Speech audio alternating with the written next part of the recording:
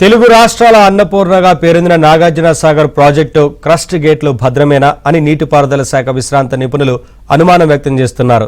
Tungabhadra project crust gate వరద ఉధృతికి కొట్టుకుపోవడంతో Sagar crust గేట్ల నిర్వహణపై అనుమానాలు వ్యక్తమవుతున్నాయి. ఇవి ప్రతి ఏడాది వరద వచ్చే సమయానికి లీకేజీలతో ఉంటున్నాయి. 2 ఏళ్ల క్రితం వరద వచ్చి గేట్లు ఎత్తే సమయంలో 1వ నంబర్ గేటు మొరాయించింది. 5 అడుగులు ఎత్తేసరికి ఆగిపోయింది. గేటును పూర్తిగా 45 అడుగులు ఎత్తడానికి ఇంజనీర్లు నానా తంటాలు పడాల్సి వచ్చింది.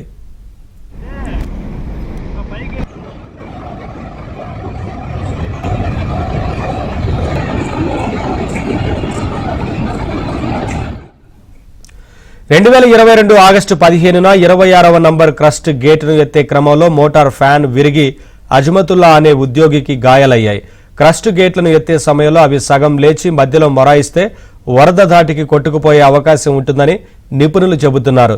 తుంగభద్ర ప్రాజెక్టు గేటు కూడా అలాగే కొట్టుకుపోయినట్లు తెలుస్తోంది. 2022 అక్టోబర్లో సాగర్ కుడి కాలువ మొత్తం 9 గేట్లు కాగా 9వ నంబర్ గేటు వరద ధాటికి కొట్టుకుపోయింది. అప్పుడు ప్రాజెక్టులో నీటి మట్టం పూర్తి స్థాయిలో ఉండడంతో ఎంత ప్రయత్నించినప్పటికీ నిపుణులు గేటును అమర్చలేకపోయారు. దీంతో 6 నెలలు నీరంతా వృధాగా కిందికి పోయింది.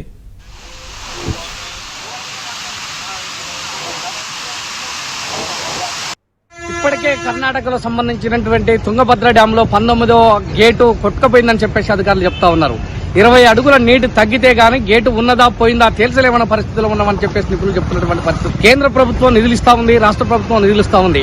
కనీసం 10 సంవత్సరాలకు ఒకసారన్నా క్రస్ట్ గేట్లని రిపేర్లు చేయించి వాటి యొక్క పరిస్థితి ఎట్లా ఉందో తెలుసుకోవాల్సినటువంటి అధికారులు గానీ పాలకులు గానీ నిమ్మకు నీరెత్తినట్టుగా వ్యవహరిస్తున్నటువంటి పరిస్థితి అలా స్పష్టంగా ఉన్నది. నాసిరకమైన పనులు చేసి అవి కాంట్రాక్టర్లు అధికారులు ముడుపుల మొత్తంలో మునిగిపోయి ఆ డబ్బులు మొత్తం దుర్వినియోగ పరిస్థితిలో ఇవాళ స్పష్టంగా కల్పిస్తున్నటువంటి పరిస్థితి ఉంది. గేట్లు ఎక్కడైనా ప్రాబ్లం ఉంటే తక్షణమే వాటిని పరిశీలించాలి. ఒక్కసారి వరద పోయిందంటే మళ్లీ రావాలంటే చాలా నష్టం జరిగే పరిస్థితి ఉంటుంది.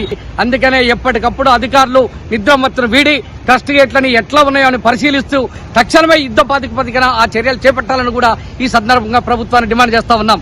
2 సంవత్సరాలుగా కృష్ణానది పరివాహక ప్రాంతంలో వర్షాలు లేక ప్రాజెక్టులోకి నీళ్లు రాక రైతులందరూ చాలా దిగాలుగా నిరాశ నిస్పృహల మధ్య ఉన్న తరుణంలో ఈ సంవత్సరం కృష్ణా పరివాహక ప్రాంతంలో భారీగా వర్షాలు రావడం వలన కృష్ణానది పరివాహక ప్రాంతంలో ప్రాజెక్టులన్నీ నీటితో కలకల్లాడుతున్న ఈ తరుణంలో తుంగభద్ర డ్యామ్ లో ఒక గేటు కొట్టుకుపోయిందనే విషయం తెలవడం అనేది రైతులందరూ చాలా నిరాశ నిస్పృహల మధ్య ఉన్నారు.